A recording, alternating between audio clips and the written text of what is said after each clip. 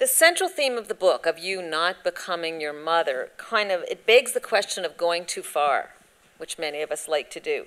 So I personally figured out at 50 that I had spent 50 years working so hard at not becoming my mother that I was in danger of becoming my father, who, believe me, for some of you who know about him, was not so much a prince of a guy. Oops! So I wonder if there's any way in which you went too far to not become her or to avoid her, and what that might have cost you, and if you deprived your character of some ways of being in the service of that goal. Not that I know, with the exception of maybe not really appreciating music very much, which was my mother's life. I mean, and she just kept saying over and over again, you know, if only you could get the pleasure I get out of music. And I want nothing to do with that. And I feel like that is probably a real lack in my life. But in any substantive way, I mean, the truth is, I think I got a lot of the good things of my mother, and I hope avoided. I mean, maybe my family would tell you that I'm just like her and awful, and but I think I managed to.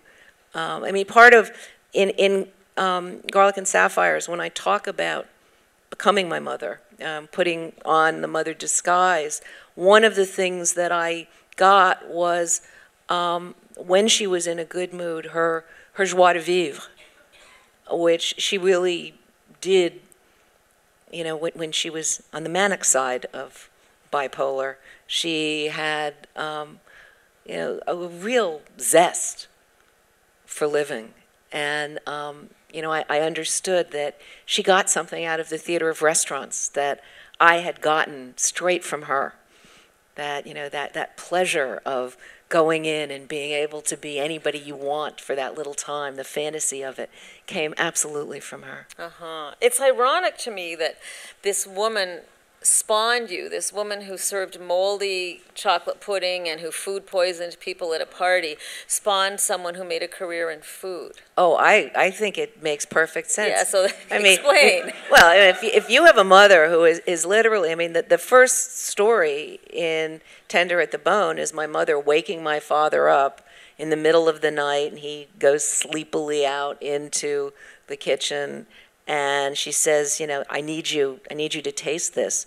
And she put something in his mouth. And I mean, my father delighted in, over the years, finding descriptions of the awfulness of what it was.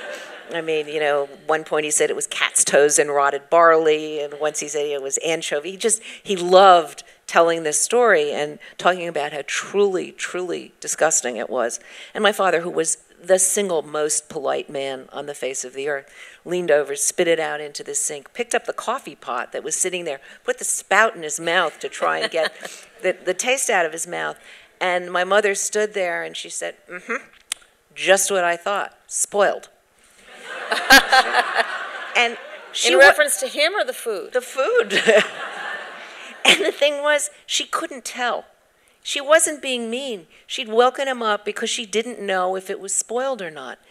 And if you have a parent like that, you learn very young to taste very carefully. And, you know, my friends still make fun of me because when I'm eating, I'll sometimes go, and it's something I've done since I was very small. You know, you just take that first tiny little bite and see what it tastes like. And you become very focused on flavor. And then you know, my mother loved to entertain, and she gave these disastrous parties. And I did appoint myself the guardian of the guests. I mean, I felt like it was my purpose in life to make sure that nobody died at my mother's parties. And so I learned what people ate.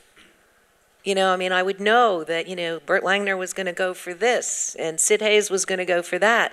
And I would, you know, try and steer them away from it. So I got focused on food and interestingly, my brother is also a major, major eater.